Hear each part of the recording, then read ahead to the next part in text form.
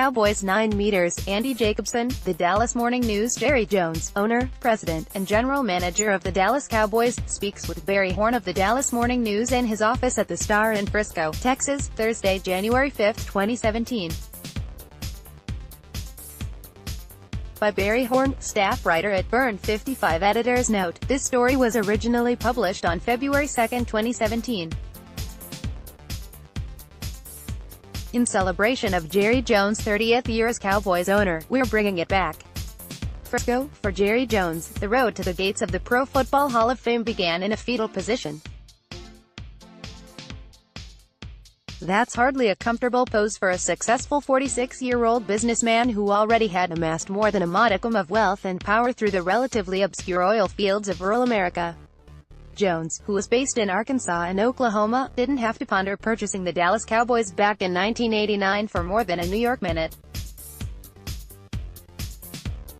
He was determined to add the Cowboys to his portfolio despite the advice of a team of attorneys and accountants who looked at the blue and metallic silver-shaded glamour and glitz surrounding America's team and saw only a black hole.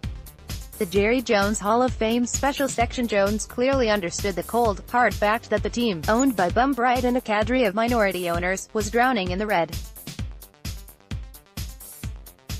It was bleeding $1 million a month with full-blown bankruptcy beckoning.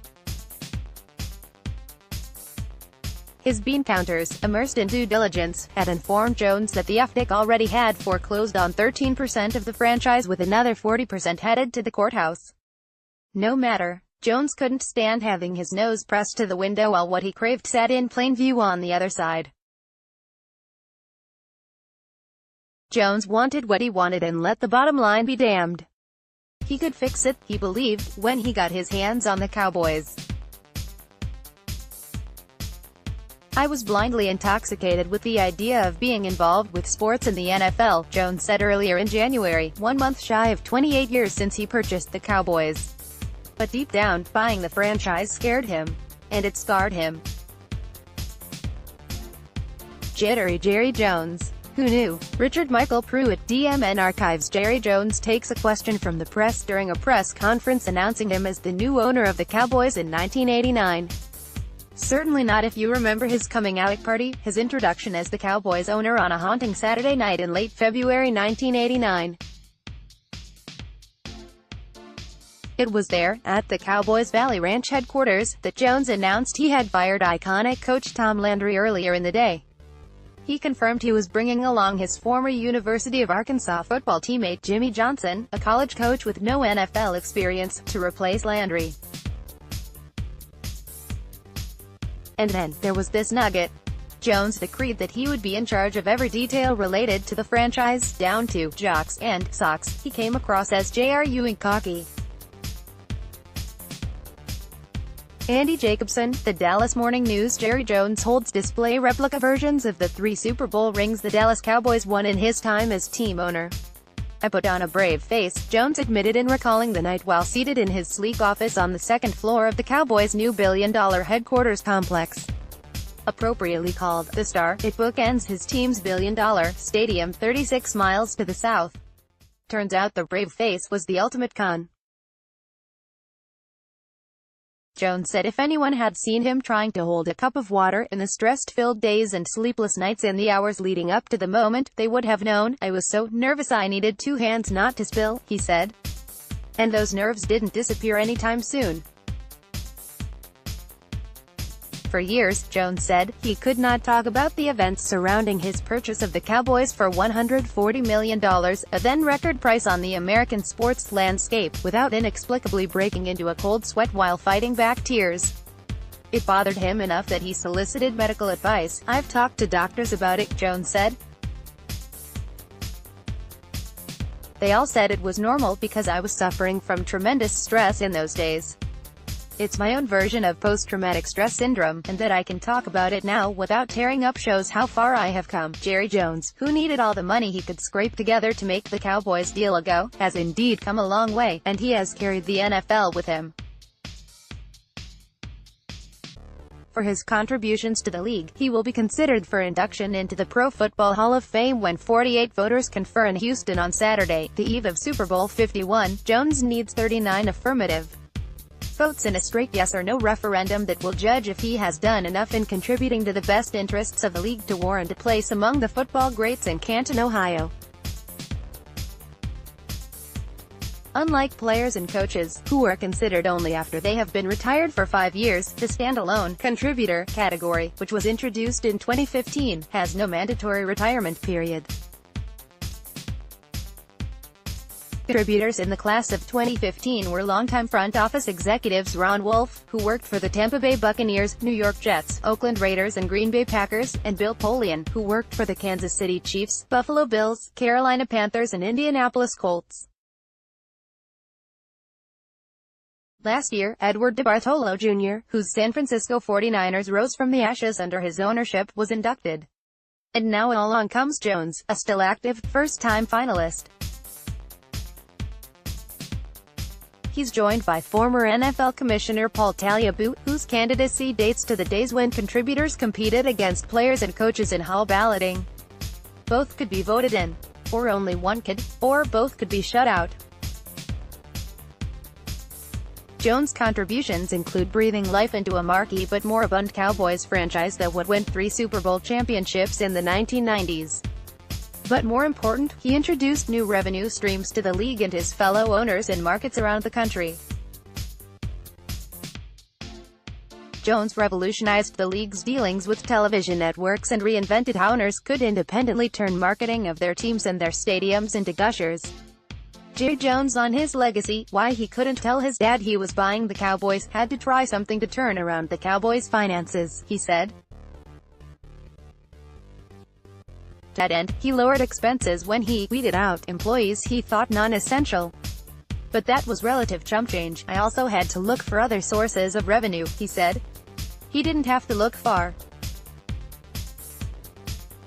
As a relatively freshly minted owner, he was appalled to learn that the NFL was considering a new network television deal that would actually reduce revenue in 1994, after a 1991 deal that kept network money flat. The reduction would cost Jones and each of his fellow NFL owners $8.5 million a year. And so, he led an insurrection against old guard owners, who seemed content to take what the poverty-crying networks were offering. Jones and his group instead invited the fledgling Fox network to the party. And the money has streamed in ever since. Pre-Jones in 1987, the league signed a 3-year deal with the networks for a total of about $1.4 billion. Post-Jones in 1994, the NFL's network deals for 4 seasons were valued at $4.4 billion. This season alone, the league will rake in an estimated $7 billion from its network partners. Jones also led the way in showing how teams could create independent marketing agreements to complement the NFL's league-wide agreements. If the NFL signed with Coca-Cola, for example, what was to stop Jerry Jones Stadium signing with Pepsi? Jack Plunkett, DMN Archives. Jerry Jones shows off a custom-made boot bearing the Pepsi logo during a news conference Thursday, August 3, 1995, in Austin. The Cowboys, their home stadium in Irving, Texas, and Pepsi had just signed a 10-year agreement. The Cowboys owner was branded a Maverick. The league sued. But in the end, Jones won, and his fellow franchisees fell in lockstep. In essence, Jones established a blueprint that allowed rich men and women to make more money. According to Forbes, his Cowboys are worth $4 billion. That's more than any other sports team on the planet. 4 more NFL teams are in the top 10. There are 8 in the top 20, 12 in the top 30, 18 in the top 40. Is that enough to warrant a place in his game's Hall of Fame? Will the voters, media members not blessed to own billion-dollar properties, deem him worthy? Jones wouldn't even attempt to answer those questions. One thing he promises, however: he is not the least bit nervous about the upcoming vote.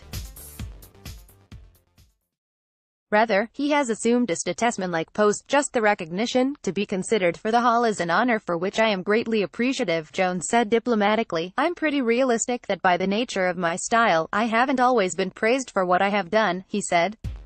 Some of my critics would tell you that I wasn't always working for the game, but I was.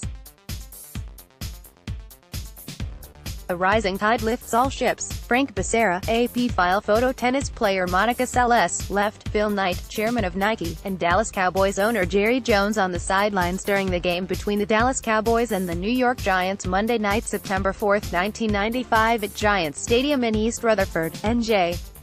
Jones threw another dart at the NFL office and his fellow owners that day by announcing a sponsorship deal with Nike. In a press release headlined, Cowboys owner bucks NFL again, Jones and the sporting goods manufacturer announced a 7-year deal that included a joint venture to build a theme park at Texas Stadium. One final Jones story relating to his Cowboys purchase: after haggling the price for days with Bright, the old Cowboys owner told Jones he needed a bona fide offer by the next day. Jones retreated to his hotel room at the mansion on Turtle Creek and soberly came up with a dollar figure he thought would get the deal done. He scribbled down a number on hotel stationery that was not fiscally responsible, but one he believed would satisfy Bright. It was instinctive, Jones said. It didn't reflect the value of the team, but it was also close enough to what Jones surmised Bright was seeking.